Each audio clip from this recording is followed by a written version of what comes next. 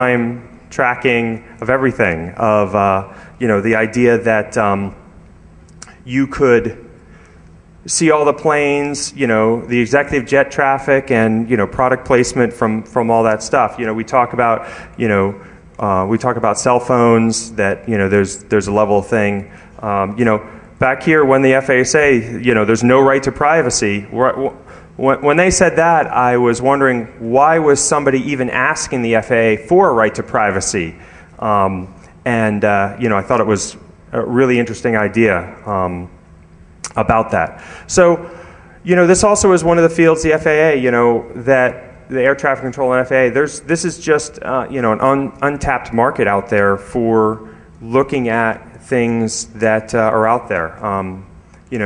A friend of mine has, presented at a FAA conference, and he was trying to challenge the FAA to reach out to all of you. There's a lot of smart people in this room, more than I am. Maybe this is, not that great of an idea. Maybe it's, I don't know.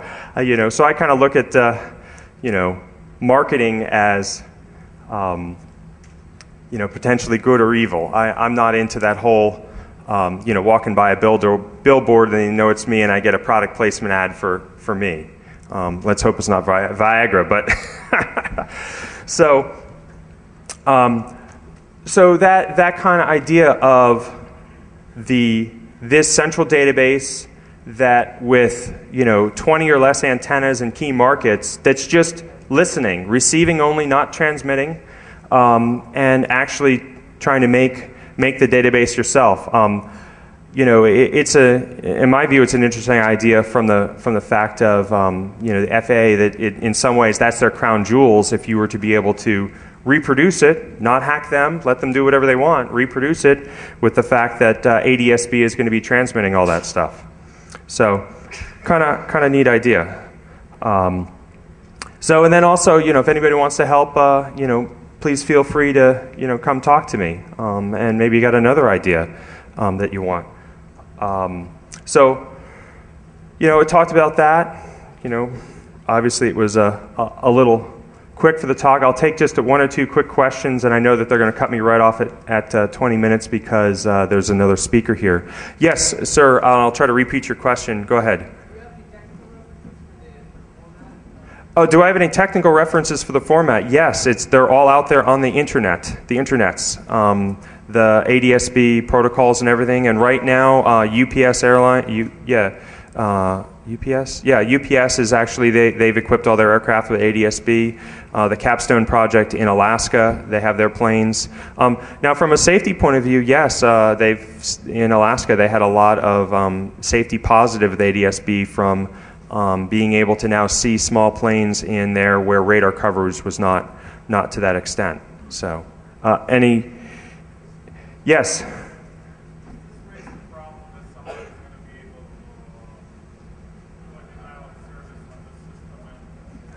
Right. So the gentleman said, well, what about the idea that one could do a denial of service on the system?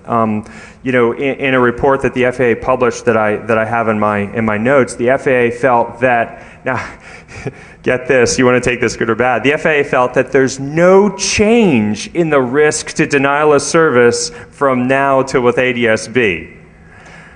No change in the risk. They didn't say what the risk was. There's no change to the risk. So now I also want to make one comment about that. There is some talk about, jammers and be able to transmit signals. Something I found out in between last year and this year. The FAA has this term called phantom controllers. That people, in parts of the United States, they set up a big, radio and actually try to talk to the pilots, and maybe try to tell them to turn left or right. What's interesting about that, they usually have once a month the incident, and they usually find the guys pretty quick. When one keys a radio or keys there actually is, in the analog level, a unique signature that a radio has right when the capacitors and diodes and everything come up, that it's not just a quick sharp and you're transmitting. There's been, maybe somebody's even presented about that at DEFCON, that one can fingerprint a radio from the analog level and be able to know that. I know that even in Iraq and Afghanistan, they have capabilities to be able to pinpoint that stuff. So, any other questions? We're almost out of time. Yes, right here in the front now. What's to prevent somebody from actually just spoofing the information that their ADS-B is sending? Right. So the question: how would you stop somebody from spoofing the ADS-B that they're sending? That's a good question too. In the FAA, a lot of these questions they tried to address. I felt they addressed pretty poorly in the document. That's it's one of these references on here. I think it's the first one there. Right. Actually, it might be the last one. I'd be happy to. It's one of these 4 documents that they try to answer those questions. They once again said that there's no change from current to future.